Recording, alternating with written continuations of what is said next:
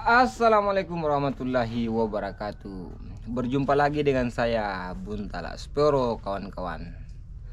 Setelah sekian lama kita istirahat dan tiba saatnya kita akan berburu lagi.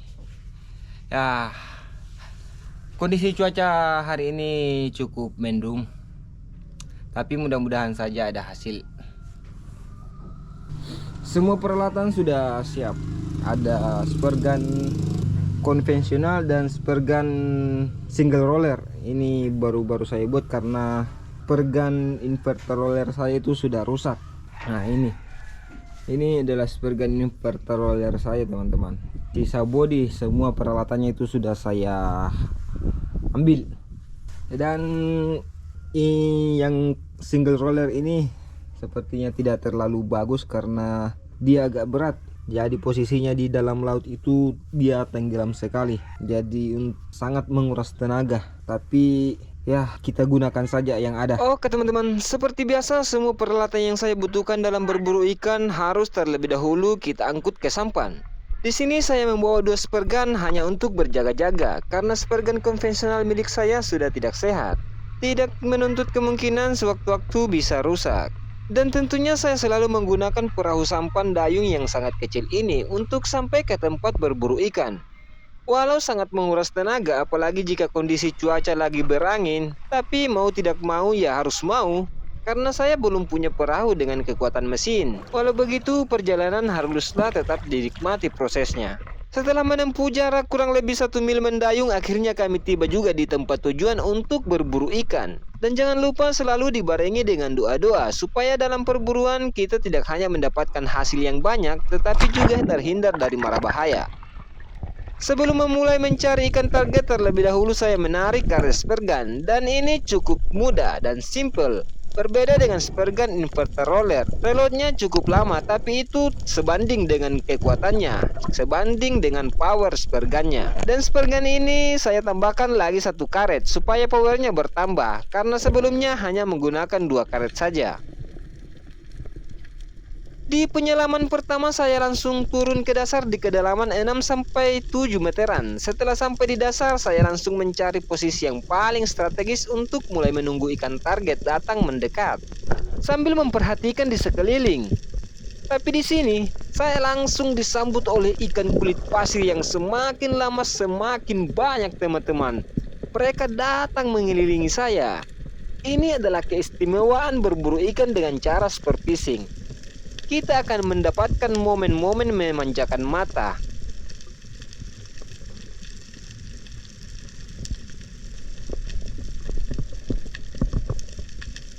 Karena tidak melihat ikan target, saya memutuskan untuk kembali ke permukaan. Semoga saja di penyelaman berikutnya ada ikan yang bisa kita bawa ke permukaan. Bergeser dari tempat saya tadi, di sini saya melihat dari atas permukaan ada ikan sweat lips yang sedang bersantai di atas batu karang. Saya pun bergegas menyelam mendekati ikannya, dan saat sudah dekat dengan ikannya, ikannya malah pergi. Tapi untungnya ikannya berbalik lagi. Tidak menyia-nyiakan kesempatan, saya pun langsung melepaskan tembakan pertama dan alhamdulillah ikannya berhasil kena dan sempat memberontak dan masuk ke dalam lubang batu. Dan untungnya saat saya tarik ikannya bisa keluar, sehingga saya tidak perlu repot-repot lagi untuk turun ke dasar. Dan ukuran hasil pertama hari ini sudah lumayan cukup besar, dan ini patut kita syukuri, teman-teman. Dan untuk mengeluarkan mata panah dari badan ikan itu sangatlah mudah. Bisa diperhatikan cara saya melakukannya. Dan seperti biasa, setelah melumpuhkan ikannya, saatnya simpan di atas perahu. Kembali menyelam ke dasar, dan di sini saya berada di spot berpasir dan hanya sebongkah batu-batu besar yang ada di sini. Tapi biasanya spot seperti ini banyak sekali dihuni oleh ikan-ikan besar. Setelah sampai di dasar, teknik senyap merayap saya keluarkan karena posisi saya sampai di dasar itu agak jauh dari batunya. Dan di sini setelah saya mencapai batu yang ada di depan saya, tiba-tiba terlihat ada ikan sweatlips yang datang mendekat. Otomatis pergan saya langsung arahkan, dan setelah ikannya masuk ke dalam jarak tembak, mata panah pun langsung bergerak dengan cepat dan tepat mengenai titik lumpuh sehingga ikannya langsung terkapar tak berdaya, teman-teman. Dan coba diperhatikan sekali lagi cara saya mengeluarkan mata panah dari ikan. Memang sangatlah mudah. Dan hasil kali ini sudah lebih besar dari yang pertama tadi kita dapatkan. Dan seperti biasa saat saya mendapatkan ikannya, ayah saya yang ada di perahu akan datang mendekat guna memudahkan saya menaikkan ikannya ke atas perahu dan tidak menguras banyak tenaga. Pada momen ini juga saya melihat ada ikan kotak yang lagi bermain-main di bebatuan. Saya mencoba mendekatinya untuk menyapa dan ikannya ternyata juga menyapa balik. Seakan-akan mengajak saya untuk bermain-main. Bisa dilihat teman-teman, ikan kotak ini sangatlah cantik. Kembali melanjutkan perburuan dan sekarang saya sudah berada di dasar lagi teman-teman. Dan kali ini saya akan menargetkan ke ikan baronang yang ada di depan saya. Ikan baronangnya perlahan berenang ke arah saya, seakan tidak merasakan adanya bahaya. Setelah posisi sudah tepat, pergan pun langsung saya tembakkan dan ikannya berhasil kena. Untuk ikan jenis yang satu ini tidak akan pernah terlewat saat melakukan perburuan karena daging ikannya sangat enak dan banyak nutrisinya.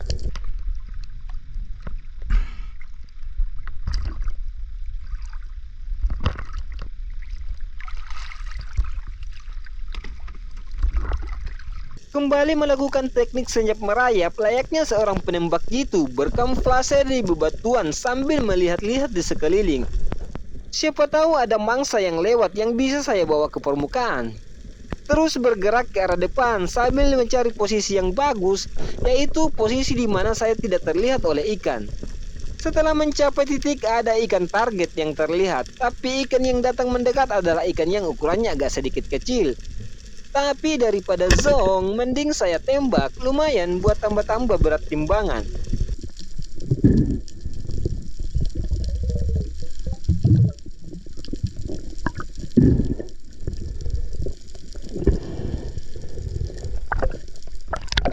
Dan setelah ikannya sudah tidak bergerak lagi, saatnya memasukkan lagi ke atas perahu, teman-teman.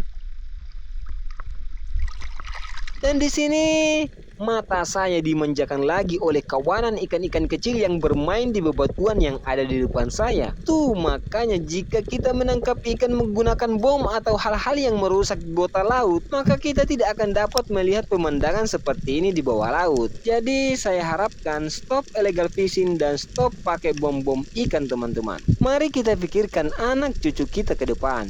Di arah lain saya melihat ada sebuah ikan yang sedang berteduh di bawah batu berpayung. Tapi setelah saya menambahkan mata panah, tahu-taunya sebelum mata panah saya sampai ke ikannya lebih duluan pergi. Bergeser dari spot berpasir, di sini saya melihat ada sebuah pergerakan ikan di samping batu besar di bawah sana. Saya pun langsung bergerak cepat turun mendekati ikannya dan tentunya harus dengan pelan dan hati-hati. Ikannya sempat menghadap ke arah saya, tapi seiring saya mendekat ikannya mulai masuk ke dalam batu besar yang ada di bawah sana. Saya pun terus bergerak ke bawah dan untungnya ikannya tidak kabur. Dia terus menatap saya dari dalam lubang batu sambil mengerahkan spergan ke ikannya, dan setelah saya sudah mendapatkan posisi tembak yang bagus, spergan pun langsung saya tembakkan dan alhamdulillah mata panah saya berhasil mengenainya teman-teman. Dan saya pun bergegas kembali ke permukaan sambil menarik tali sap dengan pelan. Tahukah kalian ikan yang saya tangkap ini? Ya, ini adalah ikan kerapu tiger atau biasa disebut juga ikan kerapu macan. Ikan ini sangat kaya akan nutrisi teman-teman, seperti omega 3 dan protein yang baik untuk kesehatan jantung, otak dan tubuh secara keseluruhan. Tapi ikan ini memiliki harga yang sangat fantastis. Harganya bisa mencapai 130.000 per kilo sampai 400.000 per kilonya. Tapi kalau di kampung saya harganya hanya 40 ribuan saja teman-teman. Murah sekali toh.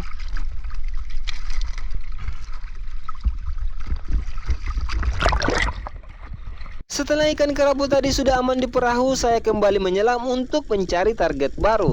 Sembari turun secara perlahan untuk mencapai dasar. Tak lupa saya memperhatikan di sekeliling, siapa tahu ada target yang bagus. Dan di bawah sana saya melihat ada sotong batu yang sedang berjalan pelan.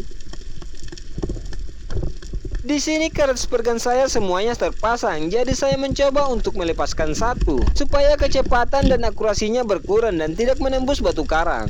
Setelah saya dan sotongnya sudah dekat, spergan pun kembali saya tembakkan dan seketika kabut hitam bertebaran di mana-mana. Tinta sotong batu itu bisa mengundang ikan predator datang mendekat.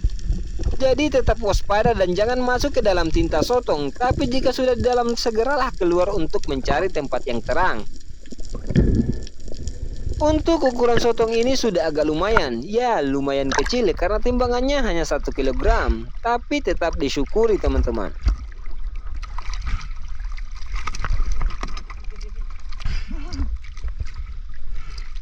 Dan kali ini saya buru-buru sekali untuk menyelam karena di bawah sana ada ikan monster yang sedang lewat teman-teman. Walau ikannya berlari cukup kencang, saya juga mencoba untuk tetap mengejarnya. Setelah dekat, spurgun langsung saya tembakkan dan mata panah saya berhasil mengenainya. Walau ikannya berlari ke dalam lubang batu dan tersangkut, tapi saya tetap tenang karena air di sini sangat dangkal.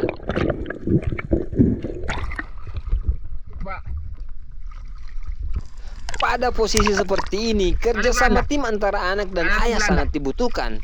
Di mana ayah saya yang di perahu memegang tali frot supaya ikannya tidak terlepas, dan saya memulihkan tenaga karena harus turun kembali untuk melepaskan ikannya dari batu. Dan pada posisi seperti ini juga jangan terlalu terburu-buru. Setelah pernapasan sudah stabil, saya pun turun kembali untuk melepaskan ikannya dari dalam lubang batu teman-teman. Sesampainya saya di dasar, ternyata sudah ada ikan murai yang siap menyantap ikan hasil tangkapan saya. Setelah ikannya keluar, ayah saya yang di atas perahu langsung sigap menarik ikannya ke permukaan teman-teman.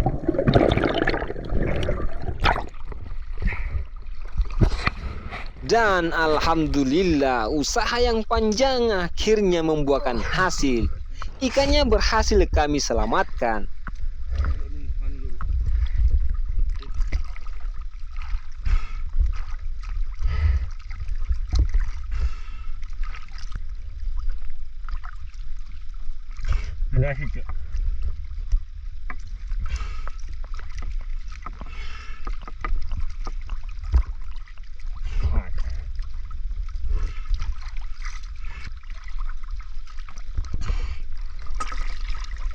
Setelah berhasil menaklukkan ikan monster tadi, saya kembali menyelam ke dasar di kedalaman yang seperti biasa, ya di kedalaman 6-7 meteran.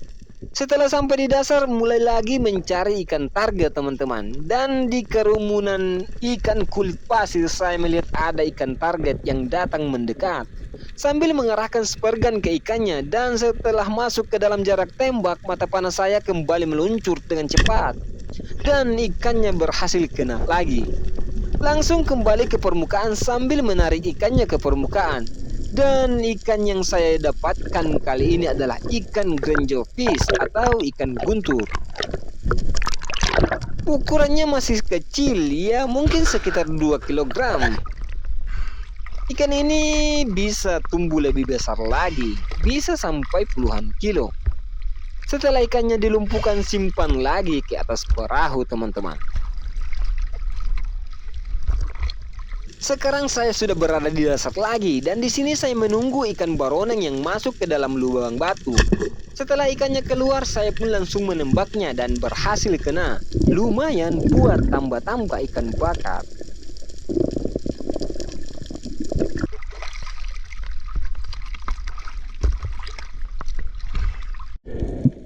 Dari atas permukaan, saya kembali melihat ada ikan yang berenang pelan di bawah sana. Saya pun langsung menarik napas yang dalam untuk mulai menyelam.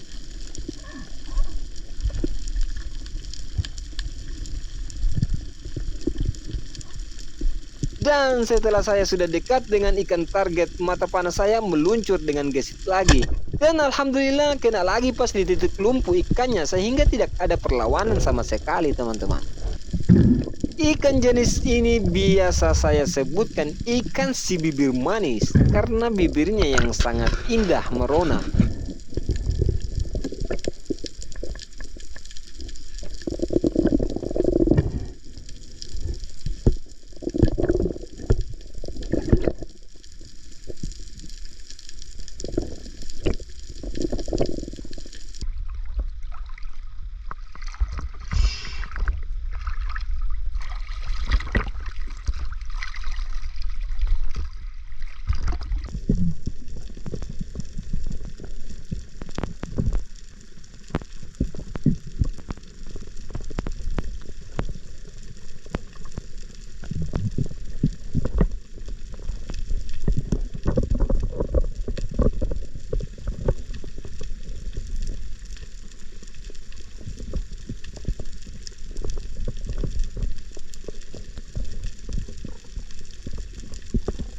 Oke teman-teman, setelah cukup lama berburu ikan, akhirnya saya memutuskan untuk kembali ke rumah. Dan untuk hasil hari ini saya rasa sudah cukup.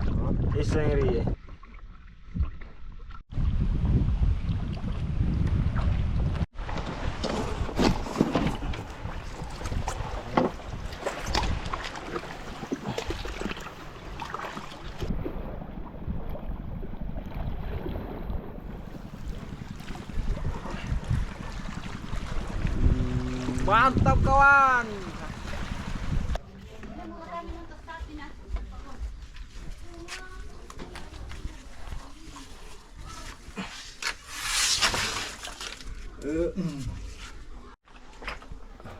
Oke teman-teman, jadi alhamdulillah hasil pertama kita spear-fishing hari ini luar biasa. Ada ikan babon dan beberapa ekor ikan sweat lips dan ikan beronang, dan ini akan kita bakar sebentar teman-teman, dan sebagian ini kita akan pergi jual. Oke.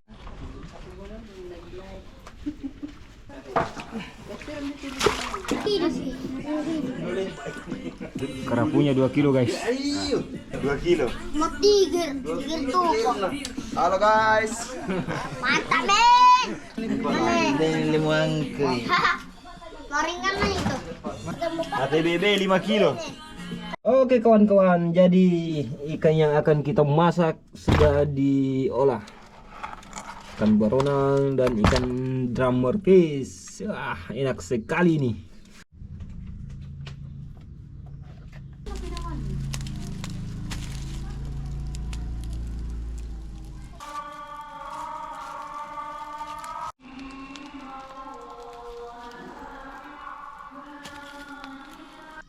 Sambil menunggu ikannya masak, kita buat bumbunya dulu teman-teman. Di sini kita hanya masak ala kadarnya, dan tomat juga hanya 1 biji. Kita iris-iris kecil karena di kampung saya itu tidak ada penjual-penjual tomat, tidak ada penjual sayuran teman-teman. Jadi untuk mendapatkan tomat seperti ini harus pesan dulu ke Makassar, dan perjalanannya itu biasa sampai 1 minggu baru sampai. Selesai tomatnya, kita kasih sedikit jeruk nipis. Nah, kalau jeruk nipis itu banyak sekali di sini, banyak tumbuh liar. Nah, ya, jangan lupa tuangkan sedikit minyak. Dan jangan lupa kasih sedikit merica biar enak. Oke teman-teman, ikannya sudah masak. Oke guys, ikannya sudah matang dan saatnya kita akan makan. Dan ini adalah pertama kalinya saya makan drummer fish teman-teman, karena kebanyakan orang bilang itu bahwa dagingnya sangat enak sekali. Maka saat ini kita akan coba. Bismillahirrahmanirrahim.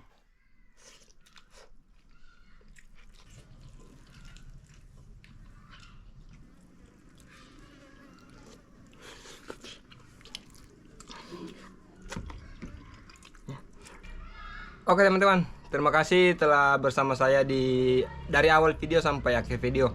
Sampai jumpa di video selanjutnya. Saya Buntal Aspero, bye bye.